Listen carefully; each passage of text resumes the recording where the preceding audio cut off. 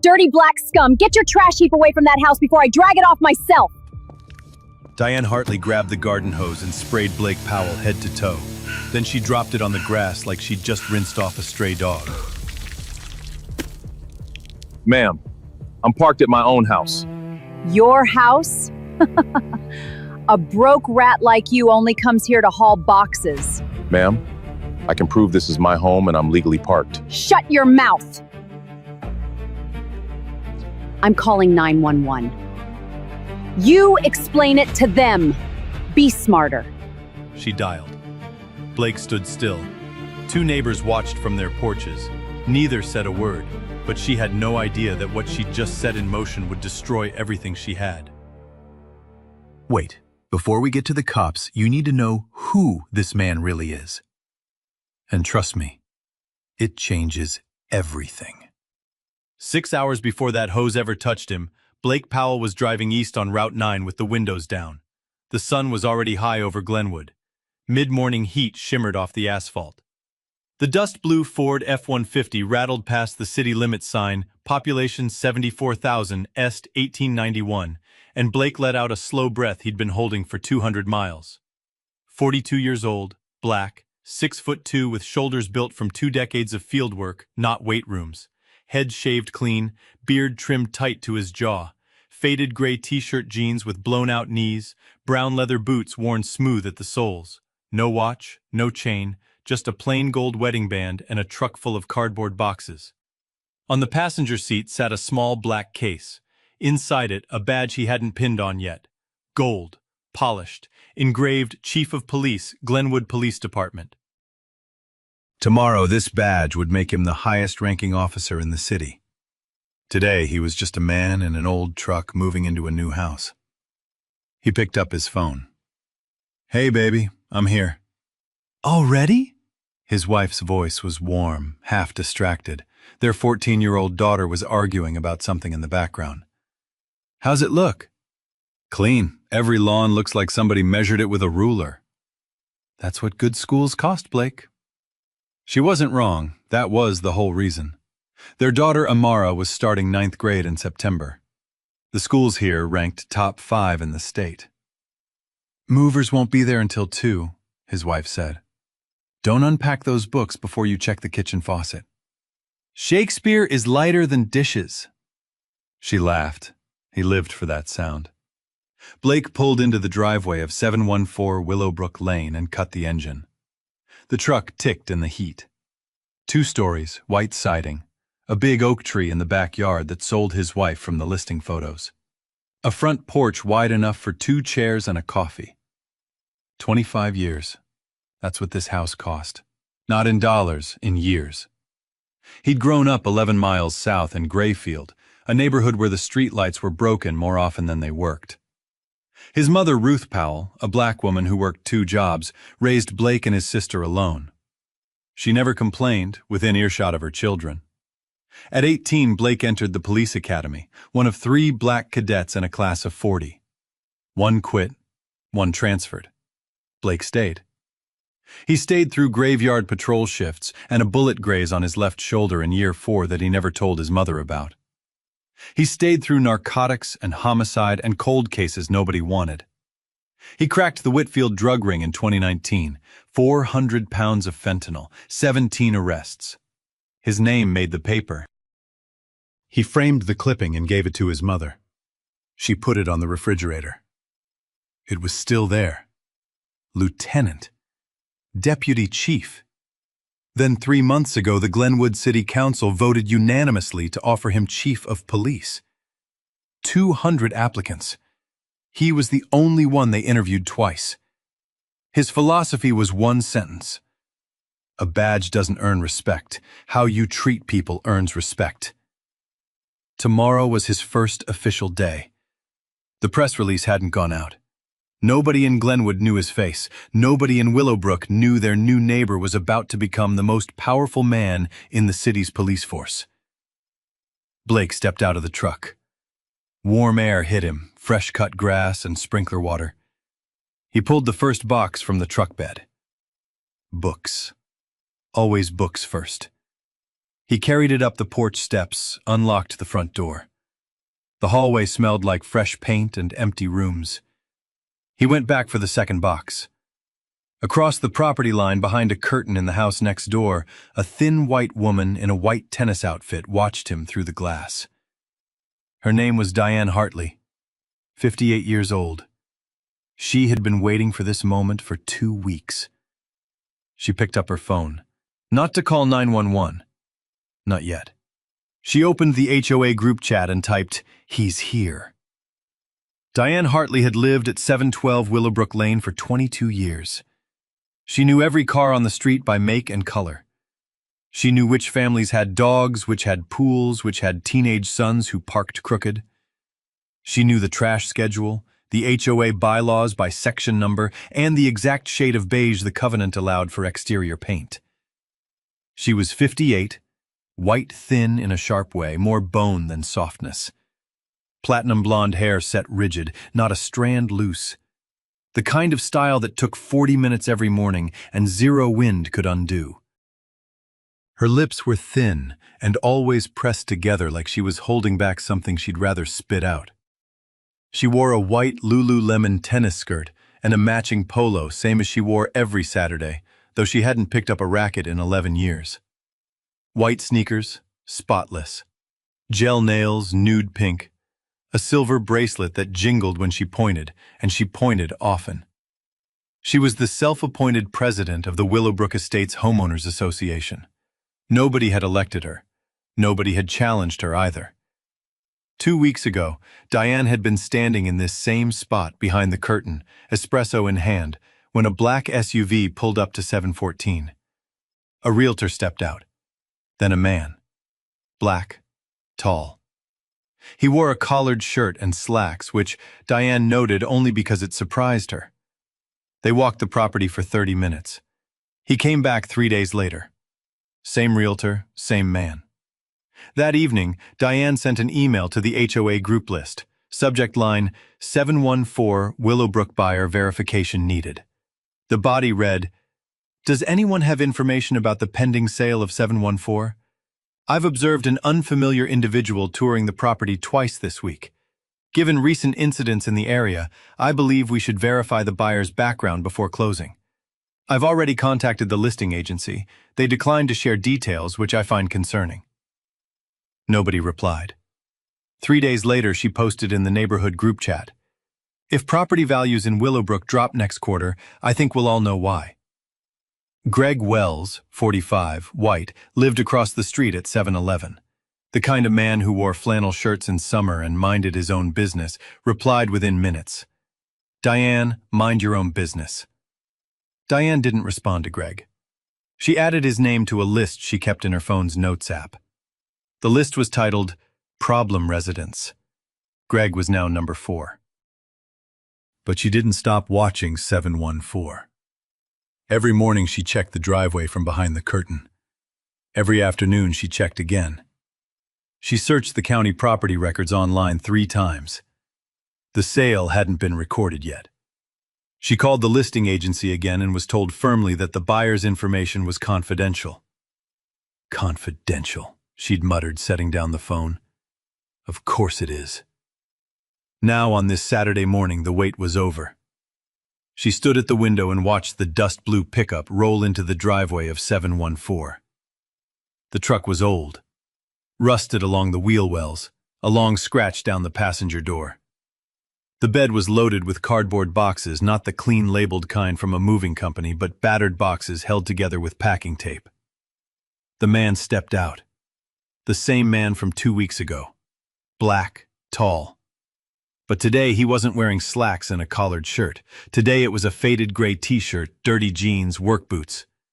He looked like a day laborer, not a homeowner. Diane set her espresso down on the windowsill. Her jaw tightened. She watched him open the truck bed and pull out a box. She watched him carry it to the porch. She watched him pull a key from his pocket. A key, and unlock the front door. A key. For a moment, something in her paused. A key meant ownership. A key meant he belonged there. Any reasonable person would have stopped here, would have introduced themselves, would have brought over a plate of cookies and said welcome. Diane Hartley was not a reasonable person. She picked up her phone and opened the HOA group chat. She typed 2 words, "He's here." Then she walked to her hallway mirror, checked her hair, straightened her polo collar, and slipped on her sunglasses. She opened her front door and stepped out into the warm afternoon light. Mrs. Turner, a 60-year-old white woman 3 houses down, was watering her roses. She saw Diane marching across the lawn toward 714, with that walk stiff, fast chin high.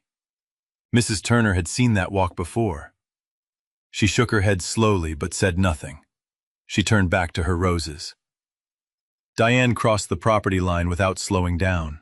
Her white sneakers pressed into Blake's driveway, his driveway, and she stopped 6 feet behind him as he bent into the truck bed for another box. She didn't introduce herself. She didn't say welcome. She didn't ask his name. She cleared her throat the way people do when they want you to know they're above you before they even open their mouth. Blake turned around a box of books in his arms and looked at the thin white woman standing in his driveway with her arms crossed and her chin tilted up like she owned the ground beneath his feet. "Can I help you?" he said. What happened next would be filmed, uploaded, and watched by 14 million people. Diane didn't wait for an answer. "You need to move your vehicle, now." Blake set the box down on the truck bed. He looked at her, white woman, white outfit, white sneakers, arms crossed, chin up. He'd seen this posture 1,000 times in 25 years of policing. He knew exactly what it meant. "I'm sorry, move it where? This is my driveway." "Your driveway?" Diane's eyebrows shot up. She looked at the pickup, then back at Blake, then at the pickup again. Slow, deliberate, the way someone inspects a stain on a tablecloth. "A broke rat like you only shows up here to haul furniture. Who are you delivering for?" "Nobody. I bought this house. I'm moving in today." The sentence landed in the air between them and sat there. Diane stared at him. Her eyes traveled from his dusty boots to his sweat-stained collar, to the calluses on his hands, cataloging every piece of evidence that confirmed what she'd already decided. "Bought it." She said the words like she was tasting something rotten. "With what food stamps? With money I earned, ma'am." "Earned." She repeated it the way teachers repeat a wrong answer in front of the whole class. "Earned, right, because a man who drives that," she pointed at the pickup without looking at it like pointing at roadkill, "earns $1.2 million. Sure he does, and I'm the Queen of England." She pulled her sunglasses off her head and tapped them against her palm like a judge's gavel. "Let me tell you something, sweetheart. I've lived here 22 years. I've watched this neighborhood grow. I've protected it. And I know exactly what happens when the wrong people move in. Property values drop, cars go missing, and suddenly nobody feels safe walking to their mailbox." She leaned in closer. Close enough that Blake could smell her perfume, sharp, floral, expensive. "So I'm going to ask you one more time, nicely. Where are you really from and what are you really doing here?" Blake looked at her for a long moment. Then he picked up his box. "I answered your question, ma'am." Then she laughed. Not a polite laugh, not an embarrassed laugh, a loud, barking laugh, head thrown back, mouth wide open, the kind designed to make the person in front of her feel small. "You bought this house!" She said it to the street, not to him. She turned her body toward the neighboring houses and raised her voice so it carried. "Did everyone hear that this man says he bought 714 Willowbrook? $1.2 million, him, in that truck." A door opened across the street, then another. Mrs. Calloway, a white woman in her 60s, stepped onto her porch with a glass of lemonade. 2 houses down, Mr. and Mrs. Brennan, both white, both retired, came out to their front lawn. Greg Wells appeared at his mailbox, watching quietly from 7-Eleven. Diane had her audience. She turned back to Blake. "You know what I think?" She stepped closer. Her voice dropped to something she probably thought sounded reasonable, but it was louder than she realized. "I think you saw an empty house in a nice neighborhood and figured you'd park here, scope it out, see what's worth taking. That's what I think." "I have the deed in the house, ma'am. I can show you." "Oh, a deed!" She clapped her hands together once mockingly. "A deed! Wonderful, because criminals never forge documents." She pulled out her phone and aimed it at Blake's license plate. She read the numbers aloud, slowly, making sure every neighbor could hear. Bravo Kilo Niner 231. I'm sending this to a friend at the sheriff's office. We'll see if this vehicle is in the system. She turned back to the neighbors. A $1.2 million house, and he pulls up in a truck that belongs in a junkyard. Use your brains, people. Where does money like that come from? Dealing? Stealing? You tell me. Blake said nothing. He had learned this discipline a long time ago. Year 2 on the force, a drunk man at a traffic stop had called him every name in the book. The old ones, the ugly ones, the ones that sit in your chest like hot metal. His training officer, a white sergeant named Bill Hadley, had told him afterward, "The moment you react is the moment they win. You hear me? Don't give them the moment." Blake had never given anyone the moment. Not once in 25 years. He picked up the box he'd set down, turned his back on Diane and walked to the front door. He set it inside, came back, pulled another box from the truck bed. He moved like she wasn't there. Like she was whether unpleasant but irrelevant. This made Diane furious.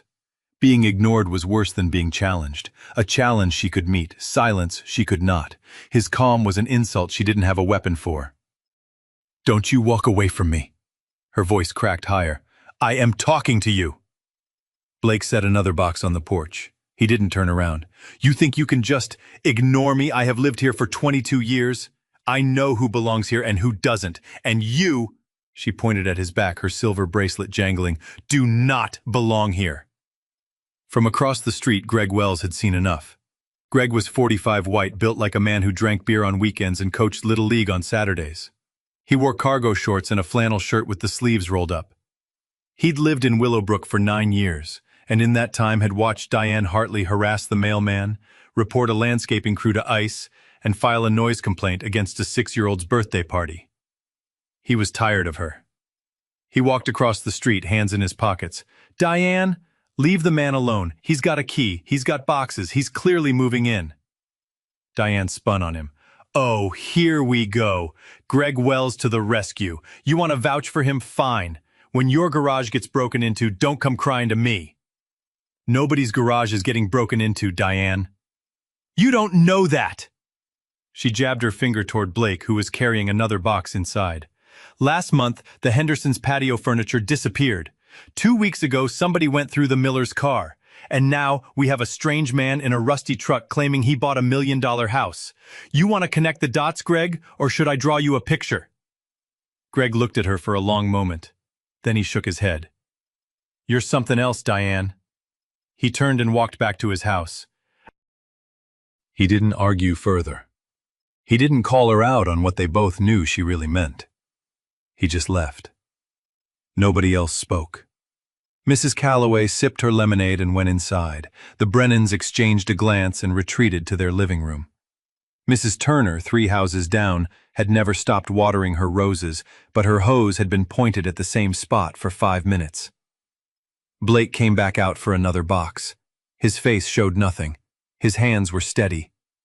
But inside the house, where no one could see, he had paused for a moment, at the kitchen counter, pressed both palms flat against the granite, and breathed. Not because he was angry. He was past anger. Because he knew what was coming next. 25 years had taught him the pattern. First the words, then the escalation, then the call. Diane was still standing on his driveway. She hadn't moved. Her phone was in her hand, and she was typing furiously into the HOA chat. She wasn't done, not even close. Blake came out the front door for the 5th trip. Diane was still on his driveway. She hadn't moved an inch, but something in her posture had changed. Her arms weren't crossed anymore. Her jaw was set differently, tighter, harder, the way a person's face locks right before they do something they can't take back. She had tried words. Words hadn't worked. The man hadn't flinched, hadn't raised his voice, hadn't given her a single crack to pry open. He'd walked past her like she was a parking meter, and that quiet, unbothered calm, was the thing Diane Hartley could not stand. Being argued with she could handle. Being ignored was an act of war. Blake walked to the truck bed and reached in for the next box. This one was heavier. He could tell by the sag of the cardboard. He lifted it out and saw the handwriting on the side in black marker. Family photos, fragile. His wife's handwriting.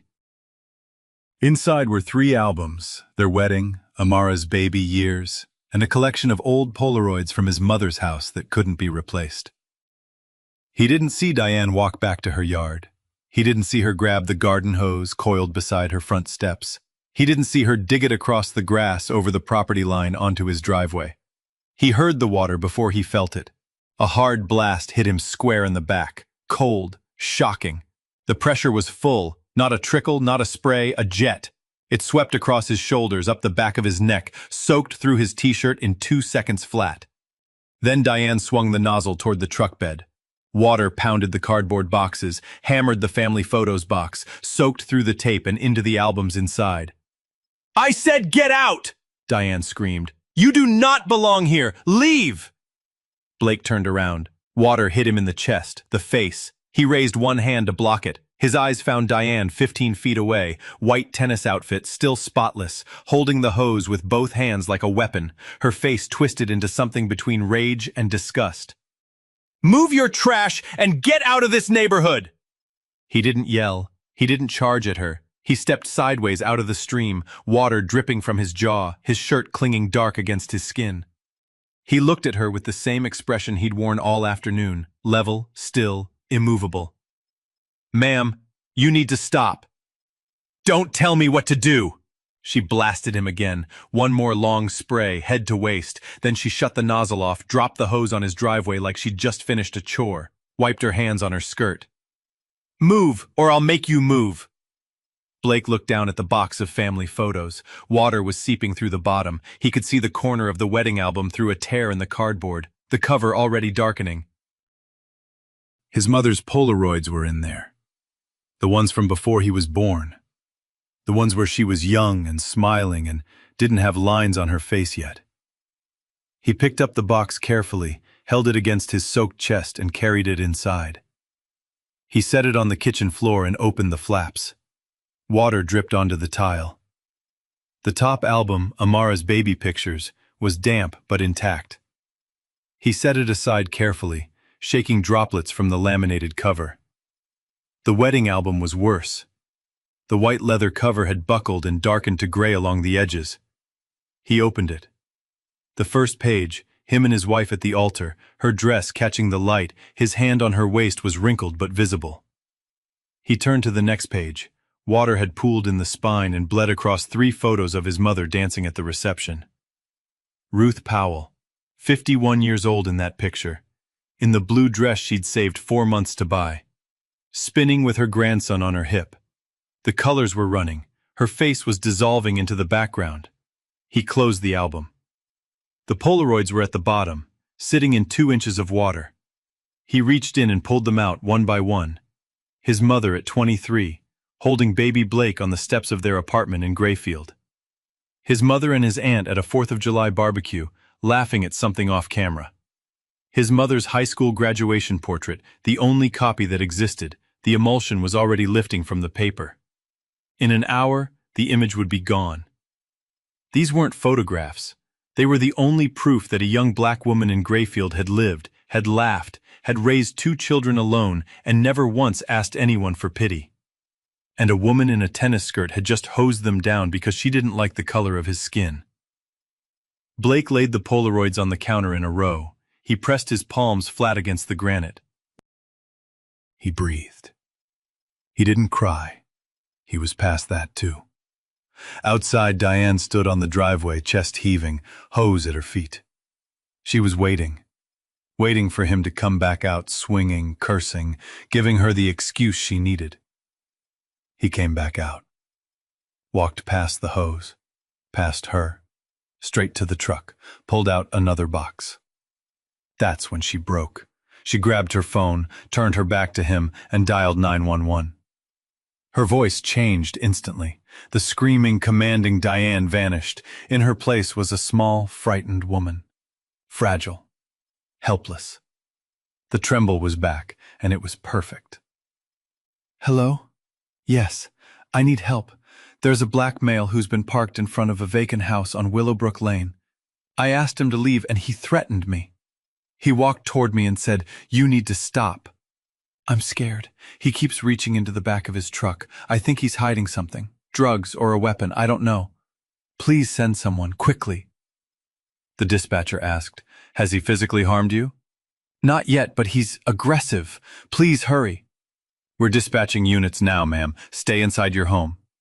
"Thank you. Oh, thank God. Thank you." She hung up. The frightened voice disappeared. Her shoulders straightened. She slid the phone into her pocket and walked back out to the front of her yard, arms crossed, chin up. She smiled. The police were coming. They would see a black man in a beat-up truck parked where he didn't belong. They would ask questions he couldn't answer fast enough. And she would be standing right there, the concerned citizen, the good neighbor, the woman who had tried to keep her community safe. This was her neighborhood, her rules. And she had just called down the full weight of the law on a man whose only crime was parking in his own driveway. She didn't know that man had spent 25 years wearing the same uniform she'd just summoned. She didn't know the officers racing toward Willowbrook with their hands near their weapons would arrive, step out of their cruisers, and do the one thing Diane Hartley could never have imagined. Blake stood by his truck, soaking wet, holding a box of ruined photographs. He heard the sirens in the distance, faint but closing. He knew the sound better than anyone on this street. He'd driven behind those sirens for half his life. He set the box down, straightened up, let his arms hang loose at his sides, palms open, fingers visible. The posture of a man who knew exactly what a traffic stop looked like from the wrong end. Then he glanced into the truck cabin. The small black case was still on the passenger seat. The badge inside caught the afternoon sun through the windshield. He almost smiled. Almost. Nah. Imagine you pull into your driveway, your house, your name on the deed, and some stranger hoses you down and calls 911 on you. For parking. And you just gotta stand there, dripping, holding your mama's ruined photos. You telling me you'd stay calm? Keep watching. The first cruiser turned onto Willowbrook Lane at 4:42 p.m., then the second, then the third. 3 black and white Glenwood PD units, lights flashing, rolling down the quietest street in the quietest neighborhood in the city. Red and blue swept across the manicured lawns, the white garage doors, the hydrangea beds. The light hit the windows of every house on the block and turned them into mirrors. Willowbrook Estates had never seen a police car on this street. Now there were 3. Neighbors appeared. Front doors opened up and down the block. The Brennans stepped onto their lawn. Mrs. Calloway came back out with a fresh glass of lemonade, this time standing closer. Mrs. Turner finally shut off her hose. Greg Wells stood in his doorway at 711, arms crossed, watching. Diane Hartley walked to the edge of her property line and stood with her arms folded. Her chin was high. Her hair was untouched. She looked like a woman who had just placed an order and was waiting for delivery. Blake stood next to his truck, soaking wet. His gray t-shirt clung dark to his chest. Water still dripped from his forearms. His hands hung loose at his sides, palms open, fingers spread, fully visible. He didn't reach for his pockets. He didn't lean against the truck. He stood straight and still in the middle of his own driveway, in front of his own house, and waited for the officers the way he'd trained 1,000 recruits to wait. Non-threatening, compliant, alive. The lead cruiser stopped 15 feet from the pickup. The engine idled. The door opened. Sergeant Cole Anderson stepped out, 35 years old, white, clean-shaved, regulation haircut, pressed uniform, the kind of officer who ironed his sleeves. He'd transferred to Glenwood PD 3 months ago from a department downstate. Last Tuesday, he'd sat in the 3rd row of the Civic Center auditorium and watched a man accept the position of chief of police from the city council. He'd shaken that man's hand afterward and said, "Looking forward to serving under you, sir." That man was now standing in a soaked t-shirt in a residential driveway being reported as an armed trespasser. Anderson's right hand moved to his holster, standard protocol for a possible weapon call. He walked toward Blake, boots clicking on the asphalt, 10 feet away, 8 feet, 6. Then he stopped. His hand dropped from the holster, his spine straightened, his shoulders squared, his chin lifted, and in a single crisp motion, Sergeant Cole Anderson snapped to attention and saluted. "Good evening, Chief Powell." The words carried down the street in the late afternoon quiet. Every neighbor heard them, every single one. Behind him, the two officers from the 2nd and 3rd cruisers had stepped out. They saw Anderson salute. They recognized the man. They both straightened and saluted in unison. 3 officers, 3 salutes. For the soaking wet black man in the driveway. Diane's arms unfolded. They dropped to her sides like someone had cut the strings holding them up. "Chief, what?" Her voice was barely a whisper. The word chief came out broken like her mouth was trying to reject it. Anderson turned to face her. His expression had changed completely. The careful professional neutrality he'd arrived with was gone. In its place was something cold. He looked at her the way a cop looks at someone who has just made a very serious mistake and doesn't yet understand how serious. "Ma'am." His voice was flat. "You called 911 to report this man as a suspicious individual. Possibly armed. Possibly dealing drugs, trespassing on this property." I didn't know." "This man is Chief Blake Powell, the new chief of police of Glenwood, appointed by the city council. And this," Anderson gestured at the house behind Blake, at the driveway beneath their feet, at the soaking wet truck full of boxes, "is his home. He moved in today." Silence. Not the polite kind. The kind that presses on your eardrums. The kind where 12 people are standing outside their houses and not one of them breathes. Mrs. Calloway set her lemonade down on the porch railing and went inside. She closed the door quietly. The Brennans followed without a word. Mrs. Turner picked up her hose and disappeared into her garage. One by one, the neighbors who had watched Diane scream watched her spray a garden hose at a stranger. Watched her read his license plate aloud like a crime report. They retreated into their homes and closed their doors behind them. Nobody wanted to be standing next to Diane Hartley right now.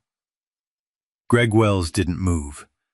He stayed in his doorway across the street. He wasn't smiling, he wasn't gloating. He just stood there with his arms crossed and gave one slow, quiet nod. He'd known. Not that Blake was the police chief, he hadn't known that, but he'd known that the man unloading boxes in the driveway across the street was just a man moving into his house. And that had been enough. Diane stood alone on the driveway. Her face had gone white, whiter than her tennis outfit, whiter than her sneakers, whiter than the knuckles on her hands that were now shaking at her sides. She looked at the garden hose lying on the asphalt. The nozzle was still pointing at the truck. A thin stream of water leaked from the connection, running in a slow line across the driveway toward the gutter. 20 minutes ago, she had held that hose like a scepter. Now it looked like evidence at a crime scene. Because that's exactly what it was. She looked at the neighbors' closed doors, every single one shut. The Brennans, who had nodded along when she read Blake's license plate. Mrs. Calloway, who had watched the entire confrontation from her porch without saying a word. Mrs. Turner, who had shaken her head but never opened her mouth. They had all watched. Some had agreed with her, she'd seen it in their faces. But now, in the flashing red and blue light, with 3 officers standing at attention, not one of them would admit they'd ever stood on that lawn. Diane Hartley was alone. Truly alone.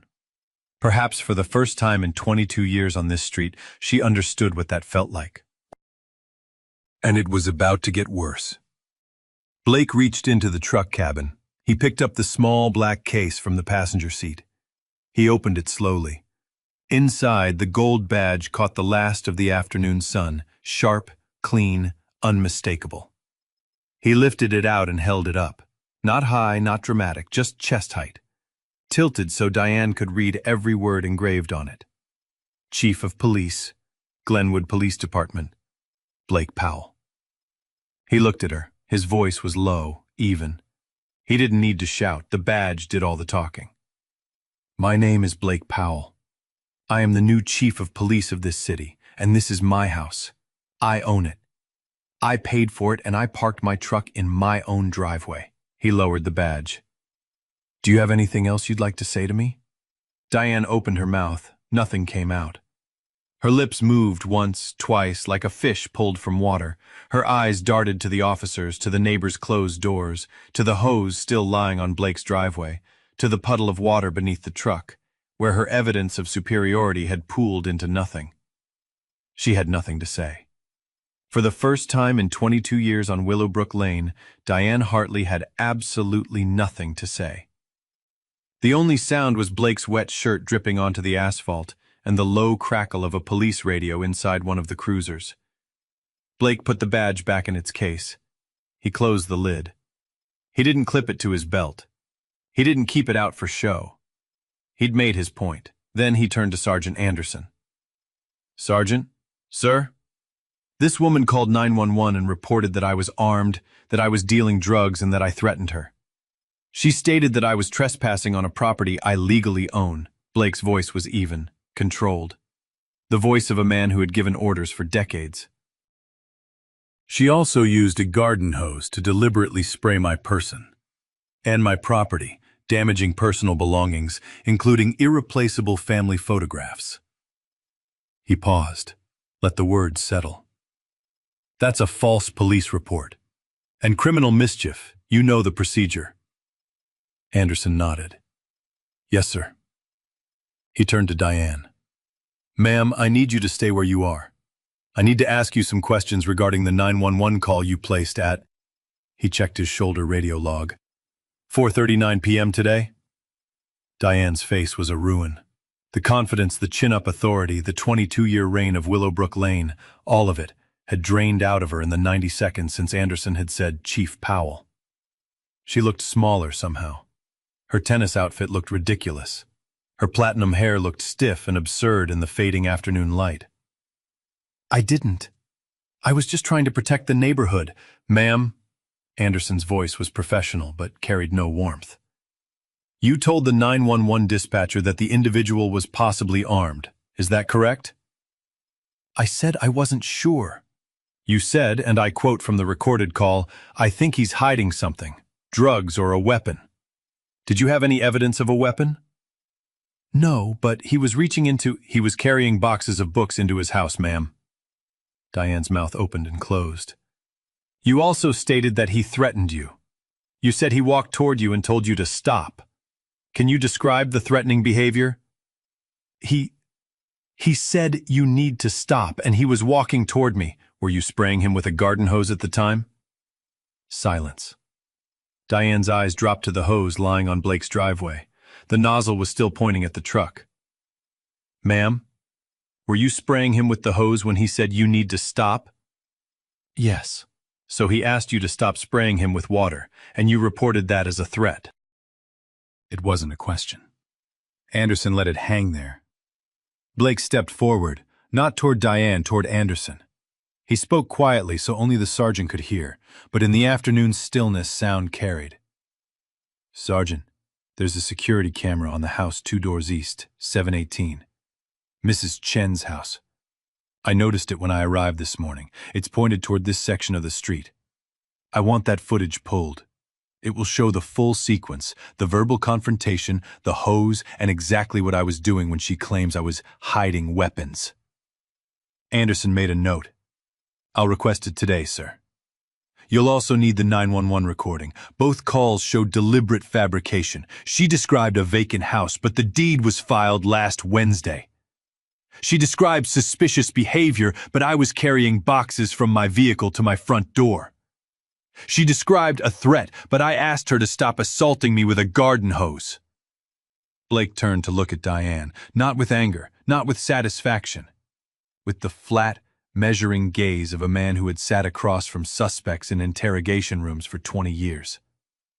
"You used 911 as a weapon, Mrs. Hartley. You called armed officers to the home of a black man and told them he might have a gun. Do you understand what could have happened?" His voice dropped lower. "I know exactly what could have happened, because I've been the officer responding to calls like yours for 25 years, and I've seen how they end." Diane started to cry, not the practiced trembling she'd performed on the 911 call. Real tears. ugly, hiccuping, mascara-streaking tears. Her hands shook, her voice cracked into pieces. I didn't know you were— You didn't know I was the police chief. Blake finished her sentence for her. That's the problem, Mrs. Hartley. You didn't know who I was. If I were just a man, just a black man, moving into his own home, you would have done the exact same thing, and nobody would have saluted. Diane had no answer for that, because there was no answer. He was right, and every person still watching from behind their curtains knew he was right. Anderson stepped toward Diane. Mrs. Hartley, you are being detained pending investigation for filing a false police report under Section 16-10-26 and criminal mischief under Section 16-7-22. You have the right to remain silent. Anything you say can and will be used against you in a court of law. He read her the rest of her Miranda rights while she stood on the driveway of the man she'd tried to destroy, 15 feet from the garden hose she'd used on him, in full view of every window on Willowbrook Lane. Anderson guided her to the back of the lead cruiser. She walked on shaking legs. As she passed Blake's truck, the pile of rust, the junkyard trash, the vehicle she'd sneered at 2 hours ago, she kept her eyes on the ground. The cruiser door closed. The sound was quiet and final. Greg Wells crossed the street. He didn't say anything clever. He didn't say, I told you so. He walked to Blake's truck, picked up a water-damaged box, and carried it to the front porch. He came back for another one. Mrs. Turner appeared a minute later with an armful of clean towels. She set them on the porch railing. She looked at Blake with red-rimmed eyes. Welcome to the neighborhood, she said softly. I'm sorry. Blake took a towel and dried his face. Thank you, ma'am. He picked up another box and carried it inside. The story didn't stay on Willowbrook Lane. By Sunday morning, it belonged to the internet. The security camera footage from 718 Mrs. Chen's house captured everything. 43 minutes of uninterrupted video. It showed Blake Powell pulling into his driveway in a blue pickup truck. It showed him stepping out, opening boxes, carrying them inside. It showed Diane Hartley marching across the lawn. It showed the confrontation. It showed her reading his license plate aloud to the neighbors. It showed her grabbing the garden hose, spraying a man head to toe in his own driveway. It showed her dialing 911. And it showed 3 police officers stepping out of their cruisers and saluting the man she'd just tried to have arrested. The Glenwood PD released the 911 audio under public records request Monday morning. Diane's voice, the practiced tremble, the fabricated details, the whispered, I'm very scared, played against the security footage in a split-screen edit that a local news intern posted to social media at 11 a.m. By noon, it had 2 million views. By Tuesday night, 14 million. The hashtag Justice for Blake trended for 3 consecutive days. National outlets picked it up. Cable news panels, morning shows, podcasts. The clip of Anderson's salute, "Good evening, Chief Powell," was looped, remixed, and turned into a meme that was shared 6 million times. Diane Hartley did not make a public statement. Her lawyer advised silence. The internet was not silent about her. The Glenwood District Attorney's Office filed charges within the week. Count 1, filing a false police report, a misdemeanor carrying up to 12 months and a $5,000 fine. Count 2, criminal mischief, intentional property damage, the water-soaked family albums, the ruined Polaroids of Blake's mother. The DA cited the security footage as primary evidence, the 911 recordings as secondary, Diane's own words as the rest. She pleaded no contest. The judge, a 61-year-old black woman named Honorable Patricia Sims, sentenced Diane to a $5,000 fine, 6 months of probation, and 100 hours of community service. Not at a country club, not at a garden center, at the Grayfield Community Center, the neighborhood where Blake Powell grew up. The same neighborhood Diane would never have driven through with her windows down. Mrs. Hartley, Judge Sims said from the bench, you used emergency services as a weapon against a man who was doing nothing more than standing in his own home. The next time you feel the urge to call 911 on someone for existing, I hope you remember what it cost you. Diane stood in the courtroom in a beige blazer and pressed slacks. No tennis outfit, no sunglasses on her head. She nodded once, said nothing, and left through a side door. Back on Willowbrook Lane, things moved quickly. The HOA held an emergency board meeting the following Thursday. 12 homeowners attended the largest turnout in the association's history. The motion to remove Diane Hartley from all HOA positions passed unanimously. Not a single objection, not a single abstention. Greg Wells was elected president. His first act was to delete Diane's email thread, 714 Willowbrook buyer verification needed, from the group archive. His second act was to propose a block party for the following month. That passed unanimously, too. Blake's first official day as chief of police was the Monday after the incident.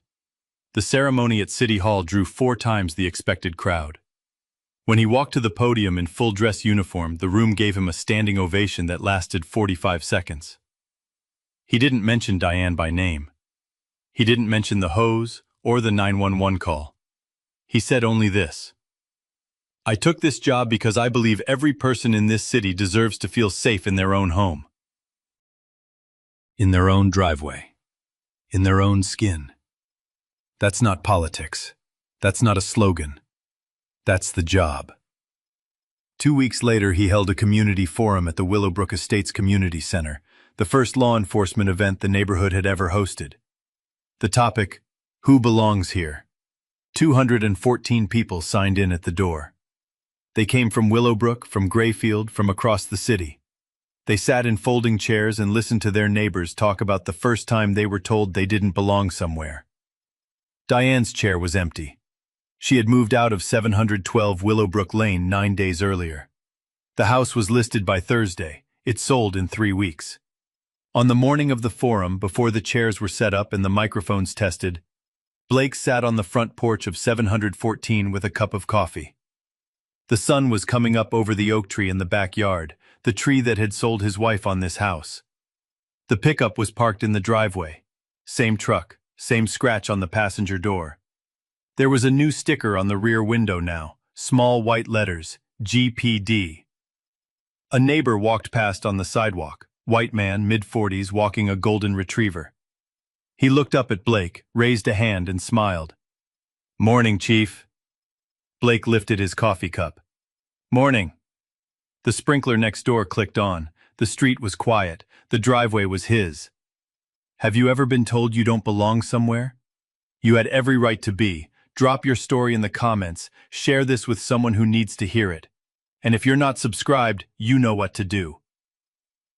Man, imagine if he didn't have that badge. Imagine if he was just a regular guy. No title, no rank. Same driveway, same house, same skin. Would anyone have saluted? You already know the answer, and that's why this story matters.